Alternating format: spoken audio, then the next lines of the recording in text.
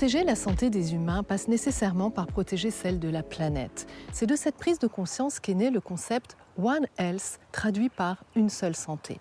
Il repose sur un principe simple, la prise en compte des liens étroits entre la santé humaine, la santé animale et celle de l'environnement. À l'Institut Pasteur, une équipe de recherche travaille sur ce sujet en étudiant le rôle de l'environnement dans le développement d'une maladie bien connue des Calédoniens, la leptospirose. Allons retrouver Roman Thibault et Marie-Estelle Soupé-Gilbert sur leur terrain de travail.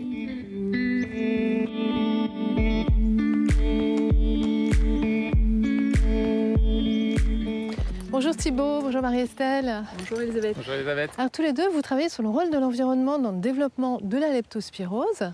Alors quel est le lien entre le trou que vous êtes en train de creuser et la maladie? Eh bien écoute, figure-toi qu'en Nouvelle-Calédonie, la plupart des contaminations humaines, elles font suite à une exposition environnementale. Et nous, notre projet de recherche, qui est actuellement financé par l'Agence nationale de la recherche, il consiste à étudier le rôle que peut avoir la physico-chimie des sols sur la persistance de cette bactérie pathogène dans les sols. Donc ça veut dire que les leptospires sont naturellement présentes dans le sol?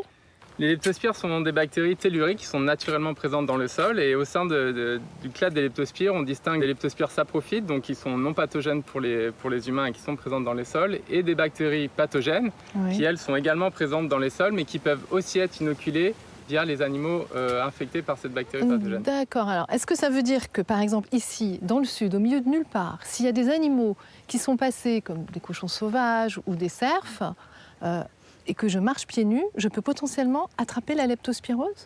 Oui, en effet, donc c'est à ce moment-là qu'il peut y avoir un risque. Cette bactérie pathogène présente dans les sols, si on est en contact intime avec ce sol-là, et qu'en plus on a des blessures, on peut avoir un risque de contracter cette maladie.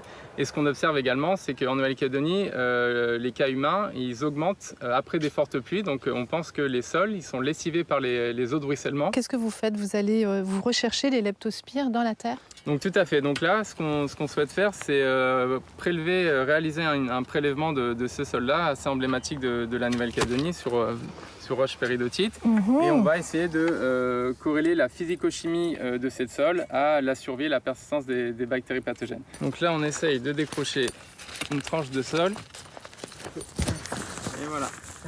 Tac. Ok. Donc voilà, on réalise notre prélèvement de sol. Et si tu veux bien, Elisabeth, est-ce que tu peux relever, s'il te plaît, pour nous le taux d'humidité et la température du sol? On va répertorier tout ça. Dans le trou là, hein? Vas-y, Ok. juste ici là. Ok. Alors, je plante les broches dans le sol, j'appuie. Voilà. On appuie sur ride. Alors, ride. Alors, le taux d'humidité, c'est 4,6% et la température du sol, 21,6 degrés. 21,6 degrés. Alors là, on est plutôt sur un sol qui est assez sec. Donc on arrive en saison sèche et là, on voit que le taux d'humidité a chuté. Généralement, on sait que c'est un facteur qui est assez déterminant pour la survie des leptospires. Un sol qui est plutôt humide, c'est un sol qui va avoir tendance à être plus propice à la survie des bactéries. Vous faites des prélèvements sur toute la Nouvelle-Calédonie? Oui, on essaye de cibler tous les différents types de sols présents en Nouvelle-Calédonie. Et l'idée, c'est d'avoir vraiment un panel le plus large possible de types de sols. Eh ben écoute, ce que je te propose maintenant, si tu veux bien, c'est que tu nous rejoignes à l'Institut Pasteur de Nouvelle-Calédonie pour qu'on puisse préparer ce sol et lancer nos expériences de microcosme pour étudier donc la persistance des bactéries pathogènes dans ce sol-là. Très bien. Eh bien, allez, direction le labo. Super.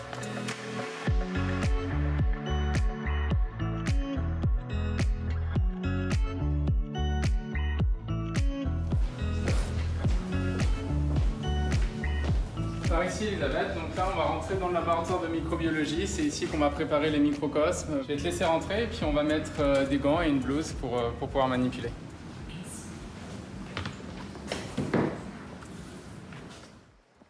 Là, Elisabeth, c'est la première étape de préparation de notre expérience. Donc le sol qu'on a collecté ce matin, la première chose qu'on va lui faire, c'est qu'on va le tamiser.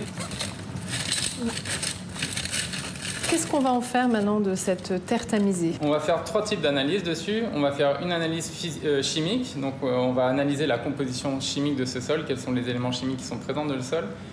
une analyse physique, on va déterminer la granulométrie du sol et ensuite on va réaliser notre expérience de survie des leptospires dans ce sol-là en microcosme. En microcosme, c'est vraiment reproduire l'environnement mais à une toute petite échelle. Exactement, on va miniaturiser le sol dans un échantillon qui est adapté à nos analyses. Alors là, on va mettre un filtre sur lequel on va déposer notre sol tamisé et qu'on va réhydrater. Vous réhydratez pour activer en fait les leptospires. Parce que les leptospires préfèrent les sols humides. Alors tu vas pouvoir venir mettre une petite poignée, voilà. Et ensuite on va ajouter de l'eau. Donc voilà, on a réhydraté notre sol. On va le laisser comme ça pendant 3 jours, le temps qu'il s'imprègne bien de l'eau, qui se gorge. Et ensuite, on ira filtrer au bout de 3 jours pour retirer l'eau qui est en excès. Donc l'étape suivante, Roman. Eh bien, ce que je te propose, c'est qu'on change de laboratoire, qu'on aille dans le laboratoire où on cultive nos bactéries pathogènes, les leptospires pathogènes, et on va les inoculer dans les microcosmes qu'on vient de préparer. D'accord. Pour ensuite suivre leur survie au cours du temps. D'accord, donc on va manipuler les leptospires. C'est parti.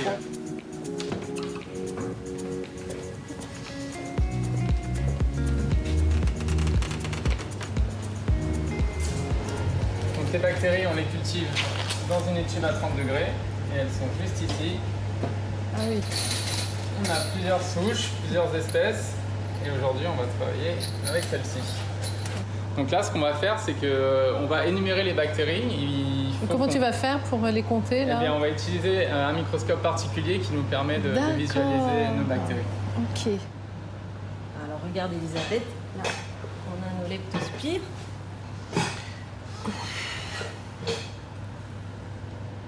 Ah oui, alors là, on les voit vraiment très très bien. Alors il y en a énormément. Il peut y en avoir jusqu'à combien de leptospires sur la petite goutte qu'il y a sur la lame là ? Là, on peut considérer que sur cette goutte, il y a 1 million de leptos. Waouh ! Ah oui, c'est énorme. Elles sont vraiment très très fines comme bactéries. Donc là, Elisabeth, on vient de déterminer la concentration de notre culture. On a compté 500 millions de bactéries par millilitre, ce qui est une culture assez élevée. Et nous, ce qu'on souhaite obtenir, c'est qu'on veut injecter 5 millions de bactéries par microcosme. Et là, on vient inoculer nos microcosmes de sol avec nos leptospires pathogènes. Et à partir de là, on va les disposer dans l'incubateur et on va suivre la survie de ces bactéries au cours du temps pendant 21 jours. Et au terme de cette période d'incubation, quelle est l'étape qui suit ? On va extraire l'ADN de nos bactéries présentes dans ces échantillons pour les analyser.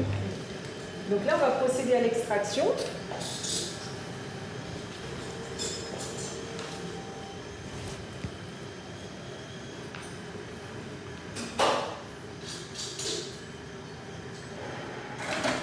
Et voilà, on a récupéré notre ADN purifié. Donc on est parti d'un microcosme qui contenait notre sol et nos leptos pour arriver à cette élution d'ADN. Alors ça, c'est de l'ADN pur. C'est ça, en solution. Et c'est donc ça maintenant qu'on va aller analyser pour savoir ce qu'elle contient réellement, l'ADN des leptospires, mais aussi d'autres choses, et en quelle quantité. Exactement. Ok.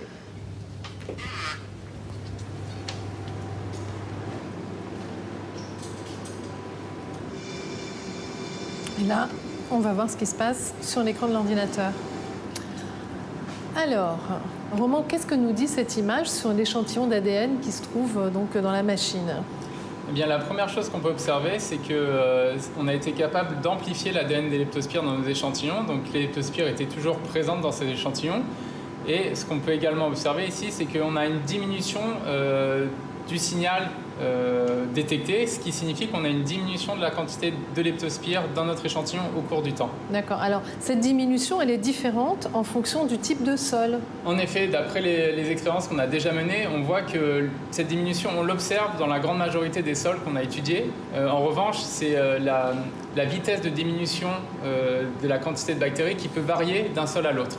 Et l'intérêt de cette étude maintenant, c'est de mettre en relation cette information de viabilité avec les données de physico-chimie qu'on va obtenir grâce à nos collègues de l'IRD et de l'université pour pouvoir faire le lien entre les types de sols et leur capacité à abriter des bactéries pathogènes. Et donc ces résultats serviront à faire de la prévention auprès des populations qui habitent dans les zones où il y a de plus fortes concentrations de leptospire. Tout à fait. Donc l'objectif vraiment final de cette étude, c'est d'essayer de faire une cartographie des sols qui vont être plus propices à la survie de ces bactéries pathogènes et en effet de pouvoir utiliser cette information-là pour prévenir les populations si elles sont à risque et qu'elles habitent dans des régions où on retrouve ces sols.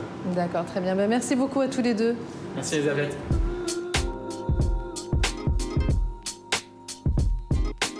Quels sont les symptômes de la leptospirose? Est-ce une maladie grave? Et quel comportement faut-il adopter pour s'en protéger? Les services de santé du territoire sont mobilisés sur la question, de la Direction des affaires sanitaires et sociales qui a en charge la santé humaine jusqu'aux services d'hygiène et de santé des communes qui sensibilisent la population sur les bonnes pratiques à adopter avec les animaux et avec leur environnement. La pluviométrie, en fin de compte... Il faudrait les avoir plus rapidement, on va voir la météo, parce que là, ça ne fait pas. Bonjour. Bonjour Elisabeth, assis-toi. Tous les deux, vous travaillez donc sur le thème de la leptospirose. Alors moi, j'aimerais savoir quels sont les symptômes de cette maladie. Alors, en début de maladie, justement, c'est une fièvre d'apparition brutale élevée, une fatigue, des douleurs articulaires, musculaires, maux de tête. Ça fait un peu penser aux symptômes de la dengue. Tout à fait. En début de maladie, c'est comme une maladie virale, une grippe, une dengue. Mais si on ne prend pas de traitement, au bout de 2-3 jours, 3-4 jours, on va avoir des complications, une jaunisse, donc des yeux jaunes, des urines foncées. Donc là, ça veut dire que la bactérie atteint déjà plusieurs organes, dont le foie, les reins. Et après, ça peut toucher le cœur, les méninges, d'autres organes. Et une évolution, donc une nécessité d'hospitalisation en réanimation, de dialyse et le décès.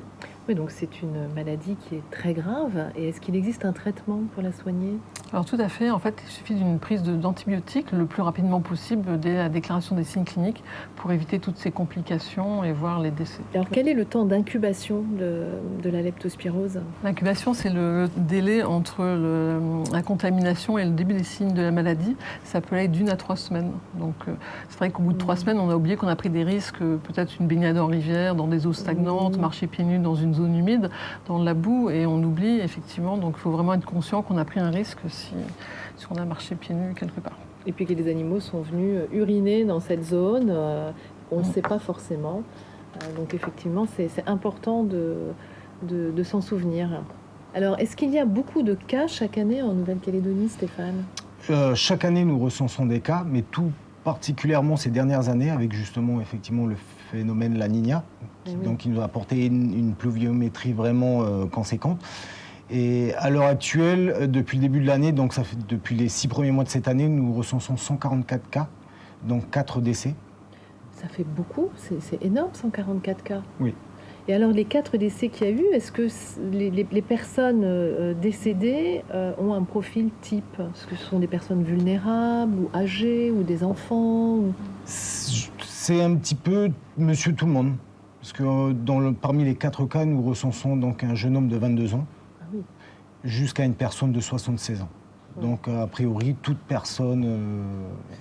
Oui, on peut tous potentiellement être concernés par cette maladie. Alors, qu'est-ce que vous faites à la DAS, justement, pour sensibiliser la population à ce risque? Donc, nous, de notre côté, nous recensons donc, les cas de leptospirose. Ensuite, il y a une investigation de chaque cas auprès duquel nous allons pouvoir essayer d'identifier une zone de contamination.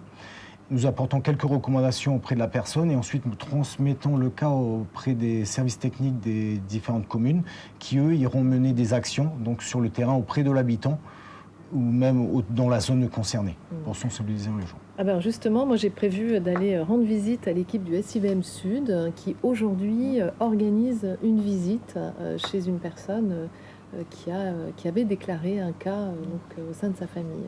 Je vous remercie beaucoup.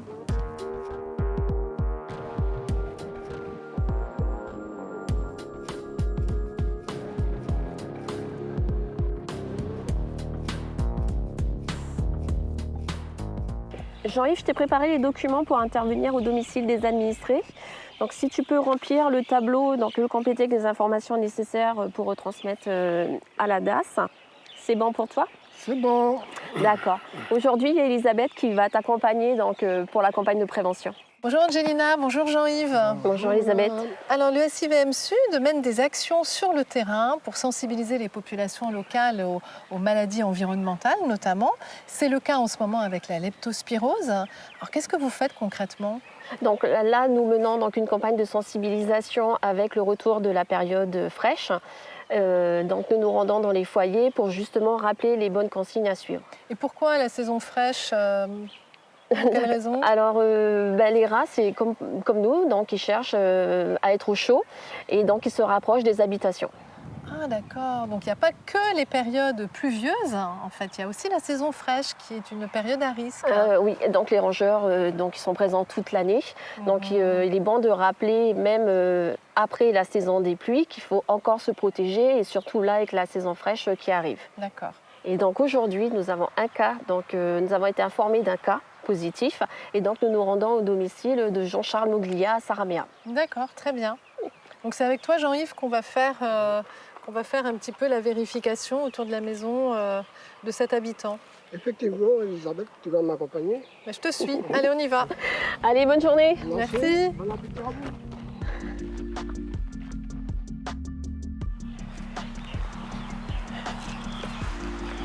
Bonjour mon frère. Hello. Ça va Charles? Comment tu vas? Bien. Qu'est-ce qui t'amène? Je te présente d'abord Elisabeth. Bonjour Charles. Enchanté. On vient par rapport à ton appel là, Oui. pour ton fils qui a eu la lepto. Donc on est sur une campagne, mais on profite aussi à faire de la prévention. Oui. Donc moi j'aurais quelques questions à te poser, Mhm. à savoir où ton fils a attrapé la lepto, si tu sais. Oui. Voilà. Bah, c'est en bas au travail. Hein. Et il travaille dans quoi? Le week-end, quand il vient en vacances, il travaille avec nous comme un personnel normal, quoi. Hein. Oui, oui. Et puis voilà, avec les fréquentations avec les animaux et tout, Ah oui. Alors, qu'est-ce que vous avez comme animaux Oui, on voilà. va j'ai des porcs. Des porcs, J'ai d'accord. des porcs. Voilà. Et donc, votre fils aurait été infecté par les porcs ou par d'autres animaux? Peut-être par les aliments dans lesquels les rats viennent faire leur excrément. Donc les aliments que les porcs consomment, hein, que c'est les ça? aliments, voilà, D'accord. que les porcs consomment. Et puis dans les manipulations des sacs d'aliments. Donc, Rien qu'en les touchant, si jamais les rats ont uriné dedans, Voilà. Ah et oui. s'il avait eu une petite blessure, hein, c'est voilà, ça, par il a pu exemple. contracter la maladie. Par exemple. Vous avez aussi des animaux qui sont tombés malades? Oui, j'ai perdu justement au même moment, à 2 jours d'écart, une truie qui était allaitante, c'est-à-dire qu'elle avait des petits porcelets. Et donc voilà, mort subite. Et donc là, il n'y a pas photo. La quoi. leptospirose aussi. Voilà, il n'y a pas photo. Ouais. Et vous-même, Jean-Charles, vous avez déjà attrapé cette maladie. Oui. Alors vous êtes très vigilant quand même. Oui, bien sûr. Il y a plus de 30 ans, on a connu ça. Il y a eu une vague de leptospirose à une époque où il y a eu même des décès, de nombreux décès. Et puis depuis, eh ben, forcément, on fait gaffe. Mais voilà, après c'est la nature. On vit au contact de la nature. On est en brousse. Les rats sont juste à côté. Ouais. En fait, c'est un petit peu comme l'histoire du requin, entre guillemets. C'est nous qui sommes dans la nature. Ouais. Voilà, le requin, il est dans la mer, il est chez lui. Ouais, c'est Eh ben, comme les de faire rats. attention. Les rats, ils sont chez eux. Il faut faire avec, mais il faut être vigilant. On descend vos On bras. va descendre mon frère. Allez, on y Nous va. accompagnons.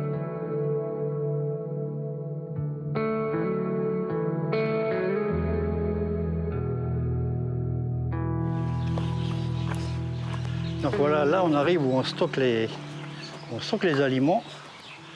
Alors, on voit qu'elles ne sont pas fixées les unes contre les autres. C'est pour nous permettre de mettre du produit à rat, justement. Quoi. Mais là, les sacs, ils sont fermés, donc les rats viennent et ils ouvrent. Ah oui, oh là là là là, ils sont capables de... Mais en fait, c'est par-dessous, c'est vicieux. Ils viennent par-dessous, sous la palette. Et puis voilà, donc ils consomment le plastique, ils mordent, ils percent le sac. Et puis voilà, quoi. Je peux te poser une question. Pourquoi tu ne fais pas un abri, un emplacement fermé pour... Alors oui, alors il y a plein de gens qui me posent cette question-là, c'est parce que ça, c'est un aliment qui sont enrobés d'un plastique qui est extrêmement épais, donc qui est très chaud. Et ce qui fait que les aliments, ils fermentent, ils chauffent. Ah ouais. Donc il faut toujours que ce soit ventilé. Oui, donc tu n'as pas d'autre solution Non, non, finalement, il faut laisser en plein air. que de les laisser en plein air Voilà. et puis de protéger la zone. Alors, Exactement. je sais pas si tu mets des pièges ou autres pour repousser les rats. Faites attention parce que vous voyez là, justement, il y a un piège à rats. On va mettre nos doigts. Hein. Ouais, c'est vachement efficace de toute façon. Et puis là, vous voyez par-dessus, ce sont les porcelets qui sont donc devenus orphelins. Et c'est là que la truie qui est décédée dans l'étau. Voilà. Ouais, donc là, la maternité, c'est aussi une zone à risque pour les animaux, hein, Ouais. parce que la nourriture, elle est là, elle est accessible aussi. Les pour animaux, rats. et puis certainement que la phase de maternité pendant le cycle, c'est un cycle où l'animal est fragilisé.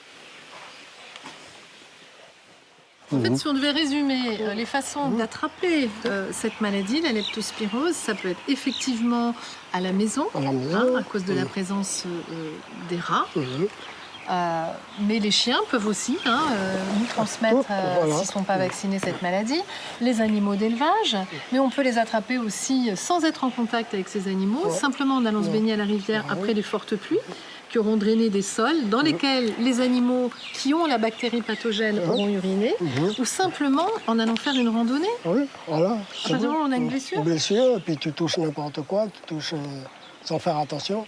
Ouais. Une main qui n'est pas lavée, et puis qu'après, t'as faim, tu prends un bout de pain, tu prends n'importe quoi. C'est vite fait. D'ailleurs, tous les cas qu'on a eus, ça vient de la culture, hein. C'est pas dans les maisons. Oui, on a mis les mains dans la terre J'étais en train de sans travailler. mettre de gants. Voilà. Donc ça, c'est... Voilà. Le maître mot, c'est vraiment la vigilance, Jean-Charles. Ouais. Les précautions à prendre. Hein. Ouais. Mais bon, tu sais, en brousse, c'est pas les gants, c'est pas notre spécialité. Ouais. Bon, le grand message, c'est quand même de dire si De on faire veut attention. préserver notre santé, il faut aussi préserver la santé de nos animaux, la bonne santé de notre environnement et ne jamais baisser notre vigilance. C'est ça en fait.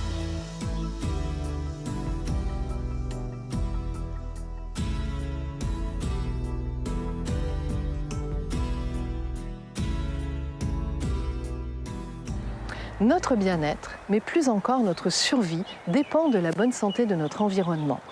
La nature tout autour de nous est donc comme une sorte d'assurance-vie dont nous ne pouvons pas nous passer. Alors, comment est-ce que cela fonctionne? Allons retrouver notre expert conservation du WWF, Hubert Géraud, ici dans le parc Georges Brunelé à Lansvata, un véritable poumon vert en pleine ville. Bonjour Hubert. Bonjour Elisabeth. Comment est-ce qu'une ONG comme le WWF considère le lien entre la santé humaine et la santé environnementale? C'est un des aspects fondamentaux de notre vision du monde. Toutes les vies sur la planète sont liées et donc notre bien-être comme notre prospérité économique dépendent beaucoup plus qu'on ne le pense de la santé environnementale. Rappelle-toi la Covid il y a quelques années. Elle nous a montré quoi? Elle nous a montré que la destruction de la nature était un moteur de développement des zoonoses, donc de ces pandémies. Et donc, elle nous a fait prendre conscience de la dimension potentiellement planétaire de ces zoonoses et que ce n'était pas que chez les autres, ça pouvait très bien nous arriver à nous aussi. On a en effet été très marqués par l'effet de cette crise sanitaire, y compris ici en Nouvelle-Calédonie, avec une économie à l'arrêt, un confinement massif, etc. Mais est-ce que cette pandémie n'est pas l'arbre qui cache la forêt, Hubert ? Elle peut l'être parce qu'on a en fait concentré notre regard sur la Covid, parce qu'elle nous touchait, mais d'après l'OMS, on est à plus de 200 pandémies différentes à travers la planète. Et ça, on n'a pas vraiment conscience de cet impact, et beaucoup sont liés à la destruction de l'environnement. Comme par exemple La bilharziose. La bilharziose, c'est 120 millions de personnes touchées chaque année et c'est promu par l'irrigation et le développement des barrages. Le paludisme, c'est plus de 300 millions de personnes touchées et 400 000 morts par an. Tu as la rage, on pensait que c'était une maladie du Moyen-Âge. Il y a toujours 35 000 personnes qui meurent chaque année et c'est favorisé par l'exploitation forestière et minière. Donc en fait, on a aujourd'hui encore beaucoup de pandémies à travers le monde. Et d'autre part, il ne faut pas oublier qu'on n'a jamais eu un risque aussi important de zoonoses émergentes, c'est-à-dire ces nouvelles pandémies. Pourquoi ? Parce qu'on est dans un monde mondialisé qui va de plus en plus vite en termes de circulation des marchandises et des personnes, et tout ça dans un environnement planétaire de plus en plus dégradé. L'un avec l'autre, c'est la bombe à retardement. Oui, donc vraiment, les écosystèmes dans leur état naturel, c'est une véritable assurance vie pour l'humanité. Alors pour cela, est-ce qu'on n'a pas intérêt à investir dans la compréhension de la nature pour ainsi aller piocher des solutions qu'elle nous propose? C'est la voie qu'il nous faut prendre, et je vais te l'illustrer par un cas concret qui devrait parler aux Calédoniens et encore plus aux Nouméens. Est-ce que tu te souviens des épidémies de dengue qu'on a connues Ah oui, bien sûr. Est-ce que tu en entends parler ces dernières années? Ah non, ça fait un petit bout de temps qu'on n'en a pas entendu parler, effectivement. Eh bien, suis-moi, je vais te raconter une petite histoire.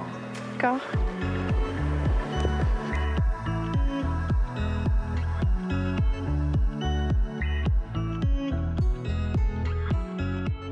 C'est l'histoire d'un programme qui a été monté par l'Institut Pasteur, le gouvernement de la Nouvelle-Calédonie et l'Université Monash d'Australie, financé par la province Sud, l'État et le Fonds Pacifique. C'est le programme World Mosquito Programme.